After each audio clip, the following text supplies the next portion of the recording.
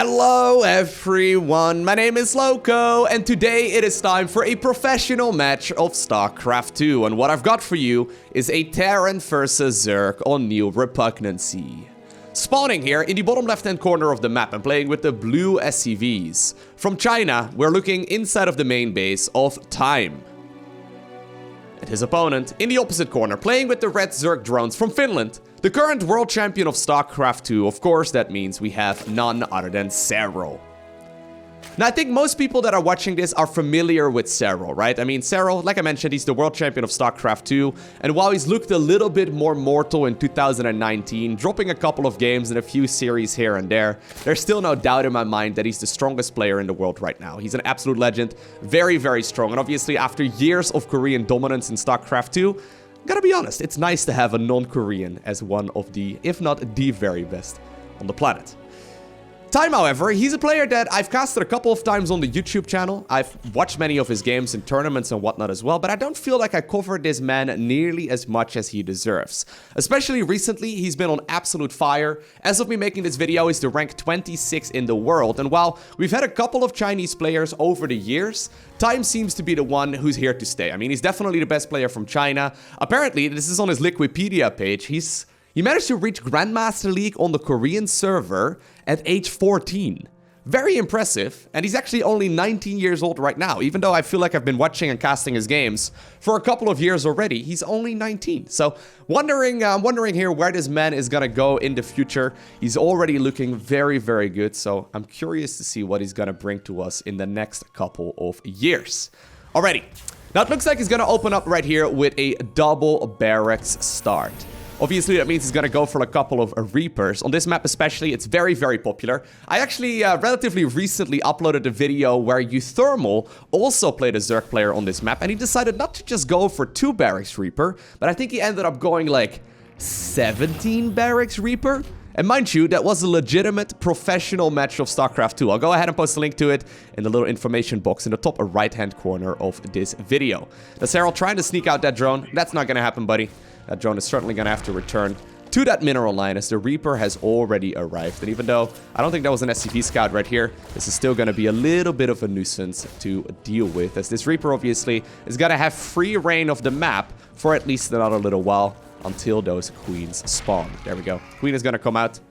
Second Reaper now also joining though, and this is all the information that Serral really needs. I wonder how he's going to respond to this. So you can technically commit to more and more Reapers. We can also obviously see a transition here from Time in just a little bit. The reason why this is so good, by the way, on this map is because the travel distance between the naturals is not that long, but you also have this massive ramp over here. Serral's trying to cover that ramp by going for a spine crawler. Somewhere in the middle of the creep, I suppose. This is still going to be pretty difficult, though, to get up, as these Reapers can still continuously hit these units from a bit of a distance. Once the spine finishes up, though, this is going to provide a lot of zoning, as the Reapers aren't going to have an easy time cleaning it up. It's going to be able to poke away at those Reapers for at least a little while. There it is. Obviously, I like this creep tumor positioning as well. It is allowing right now Serral to move between his main and his natural a little bit easier. Zergling speed is going to finish up in a second, but already on the other side of the map, we see Time is transitioning. Serral also sees this.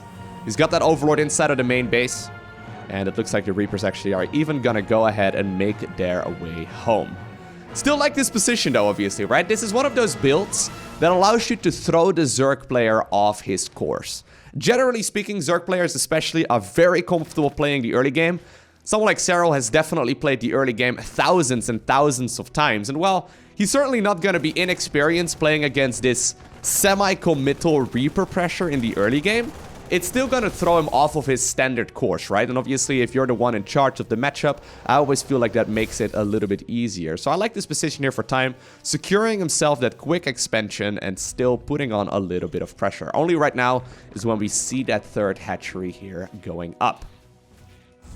All right, so the question is, what is this transition going to be, right? He's got these Reapers from earlier.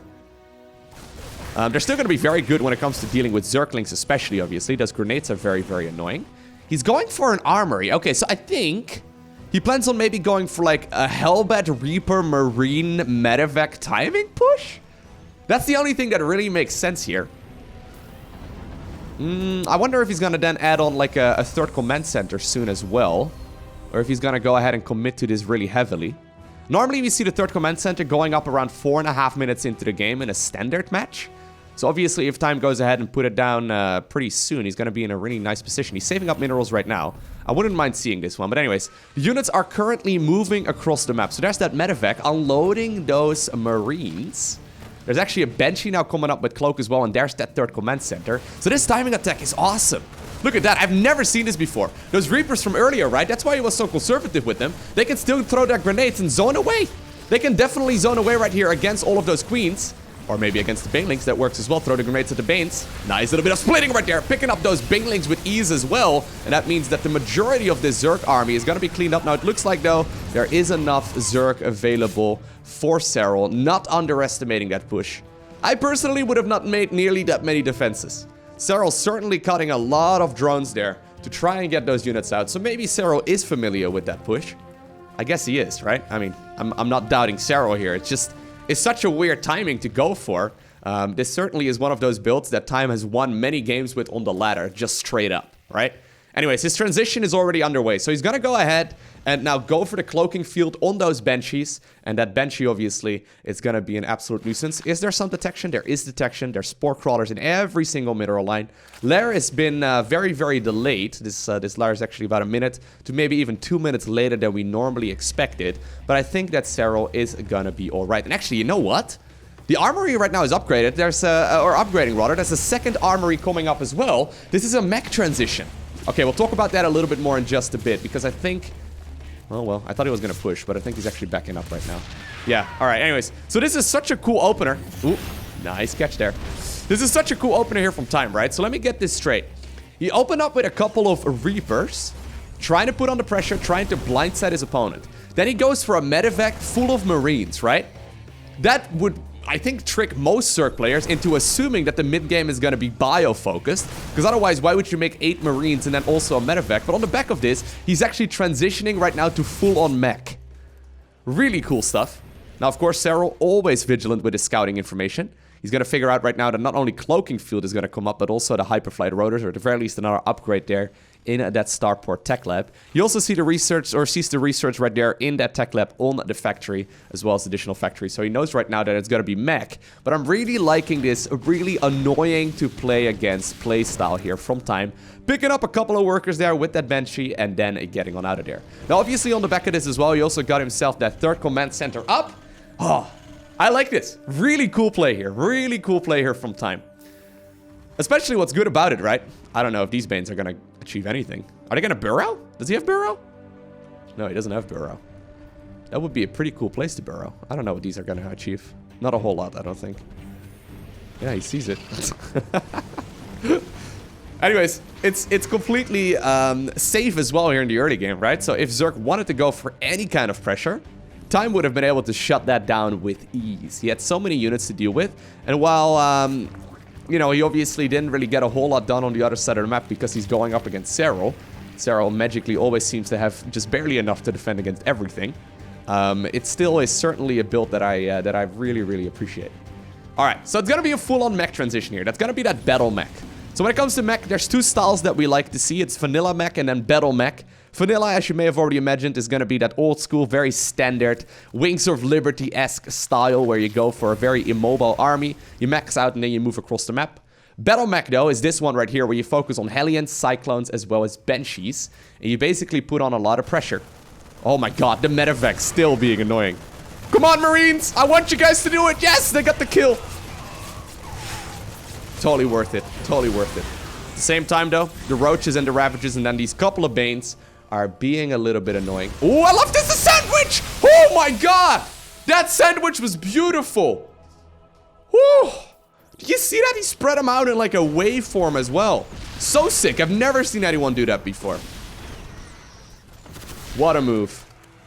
Alright, trying to, well, get a couple of balls to connect. Hyperflight Rotors, though, has finished up, and these Banshees are gonna have a field day. Even though most of the Hellions fell, this is still a very expensive army to lose. Terrans pretty much always want to trade mineral-based units for gas-based units, and even though those Hellions there fell, I mean, that cost a bunch of Banelings, and yeah, all things considered, Zerg definitely has not been trading nearly as efficiently here as the Terran player. Fourth command center right now coming up as well. Alright, I know I'm looking at this Terran base a lot, but I really like this build. So complicated, so difficult to play, and then also so difficult to play against. These Banshees still being so frustrating to deal with as well. Alright, we actually saw a double spore in the main. I think that means that Serral may have been expecting battlecruiser follow-ups. I think that's the only time you really go for a double spore. Could have been a response as well to the heavy Banshee focus, but usually double spore is an indication you want to deal with battlecruisers more so than anything else. Anyways, in the meantime though, when it comes to Serral's army, he's now transitioning towards Roach, Ling, Bane, Ravager, Infestor. Now, this is a bit of a complicated unit composition. A lot of Zerg players like to respond to Battle Mech by going Hydras and Vipers. Serral mentioned at Home Story Cup recently that he thinks this style is better because you can deal with a larger variety of units. I've just personally found that especially when you go up against Banshees and then later on Liberators and whatnot, going for the Ravagers and the Infestors and stuff, it just doesn't cut it nearly as easily as Hydras and Vipers, right? Like Hydras and Vipers sort of counter everything, whereas this unit composition right here counters a select amount of units, unless your micro is absolutely top tier and you manage to land all of those corrosive biles. One fungal growth though. Yeah, Serral's looking for it, right? If you manage to land a fungal growth there in the middle of that army's gone. This is not a group of units that Time can just, you know, get rid of, right? He can lose the Hellions. Losing Hellions is fine. Losing all of those Cyclones though, not something you want to have happen. Very brave positioning here as well. I think he ended up being forced to cancel there. I must have missed that on the minimap. Fourth command center though, quickly rebuild here. A little bit outside of the natural. These Zerglings obviously continuously counter-attacking as well. Blue Flame Hellions, always annoying. But man, there's a lot of Banshees. How many does he have? He's got 6 Banshees right now. Oh, he's looking. He knows there's Zerglings somewhere. Sorry, guys. You're gonna be roasted real fast. Alright. Serral making the executive call right now to transition towards Swarm Hosts. So if I can be critical of the World Champ for just a little bit, right? This is one of those moments where I feel like the Swarm Host change is a little bit odd.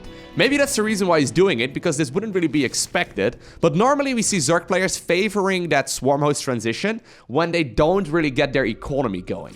In this game, however, we see Serral not transitioning towards Swarm Host off of like 60, maybe 66-ish workers, but instead off of 75. That's quite a lot of drones, right? That's quite a lot of drones. I guess it's going to be great right here against those siege tanks. Let's go ahead and see what this is going to do.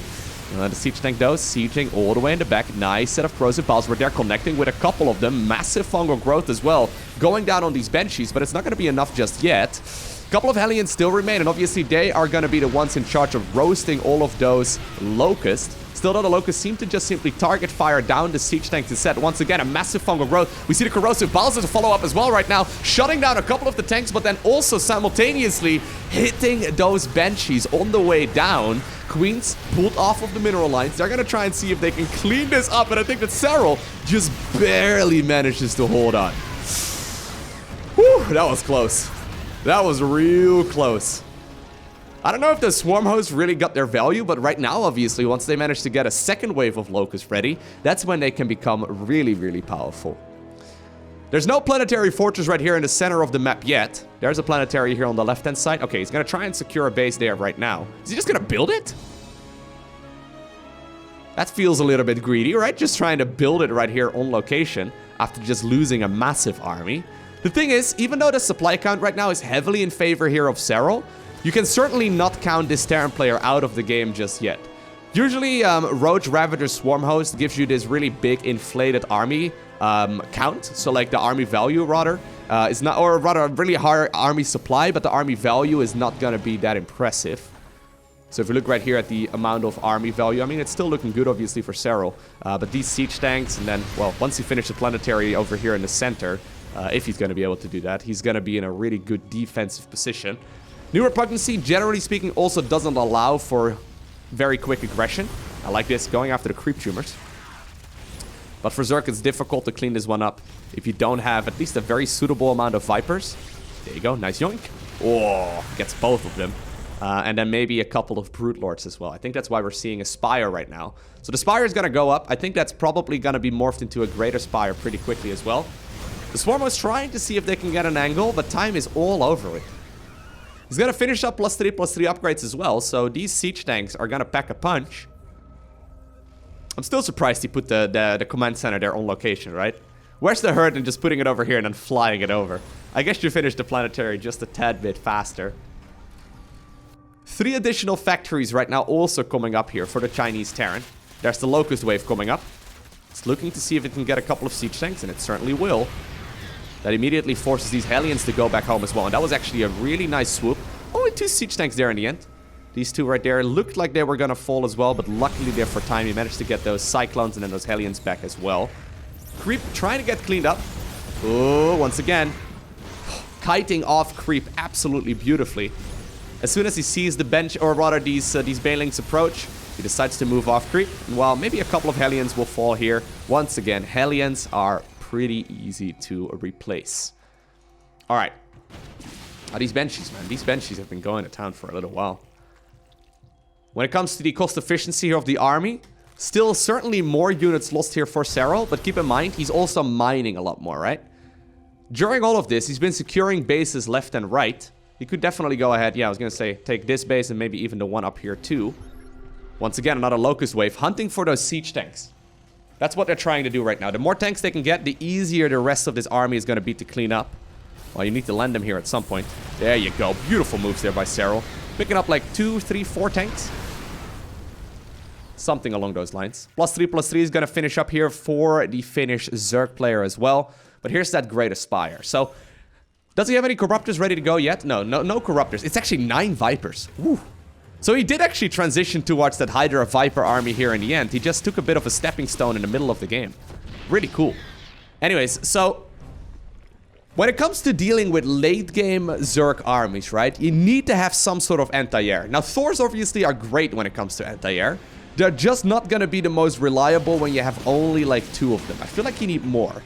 I would love to see, rather than 3 additional siege tanks right now, a couple of additional Thors. Just because, well, he doesn't know obviously about the Great Aspire, but just because it could become a disaster here the longer that this game goes on. We now also have a Nidus network here coming up for Serral, so maybe he's looking to transport some units here towards the main base of Terran. Obviously, the longer that the game goes on, the more and more the Terran and then the Zerg players move. Oh god, no, don't go into the meat grinder. That's a bad idea. That's minced Zerg right there. But the more and more these units will move closer and closer to the center. These Banshees, man, they're trying to get a hatchery. Pretty close to getting it as well. Luckily here for Serral, he does have some transfuse energy ready to go. We now also see the Neural Parasite coming up here for Zerg. And 8 Corruptors, or 7 Corruptors rather.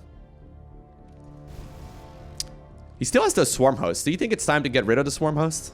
Conservative positioning right here on that Nidus Worm. Instead, he's gonna put it right here on the left-hand side of the map. I would love to see it in the main. I mean, there's a couple of infested Terrans there ready to go. Here we go, though. The Terran army is ready to go. This is a scary move. A near maxed out Terran army. It's got 3/3 upgrades. It's got basically everything that it's looking for. I think those Brute Lords, though, could certainly turn the tide of battle. Are these Brute Lords spotted? Okay, we have not seen a scan over there, right? No. There's only 2 Thors here. Only, well, 3 Thors in total somewhere, but that's not a whole lot. We now also see a Nidus Worm inside of the main base here. The Locusts are gonna go into that planet, or onto that planetary. Really cool stuff. They might still be able to get it right here. Oh, a lot of damage. Yep, the Locusts will be able to clean that one up. And there's those Brute Lords, right? So, Serral, I mean, he's now finding himself fighting a primarily ground-based army of Terran. Only a couple of Thors available. I mean, we do see a nice anti-armor missile there by that Raven. Thor's trying to see if they can deal some damage. They have 1 additional range over those Brute Lords. So Brute Lords have 10, Thors have 11. They can pick those up at a very long distance.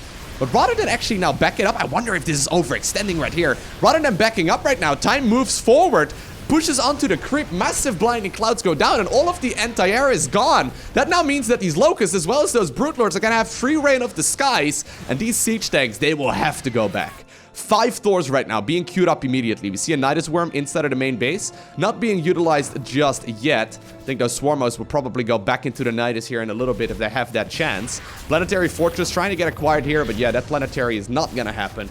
Command Center lifts up once again as well. At the same time, we see a couple of Hellions and then also a Cyclone moving across the map, but Serral is the one who is victorious. Time has been pinned back with his back against the wall. He made an aggressive push there when he saw those Brute Lords. He thought he may have enough, but then the Vipers abducted the Thors into the Hydralisk, and then the brutes could clean up everything else. And then I love the fact, right, while he was under pressure, he somehow, some way found the APM to also send the Locust to watch that planetary fortress. Such a cheeky move. Honestly, like, this was a brilliant game. This is like proper top of the line StarCraft 2, right? So I really want to emphasize, this was not by any stretch your standard opener.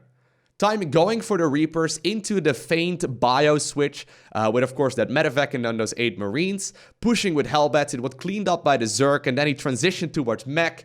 And then we saw all those moves, right? With the mass focus on Banshees, the switch towards those Infestors, and then still adding on the Swarmos, and then the Brute Lords when there were only a couple of Thors. I mean, both players trying to outsmart each other left and right.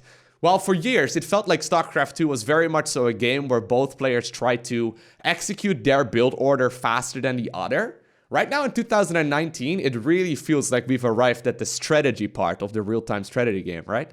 So sick. For years, we focused on just the real-time aspect. But strategy right now is huge. Beautiful game. I hope you enjoyed watching this. If you did, hit that like button. If you want to see more, hit that subscribe button. But other than that, I want to thank you for watching. Have an amazing day, and I will see you once again in the next one.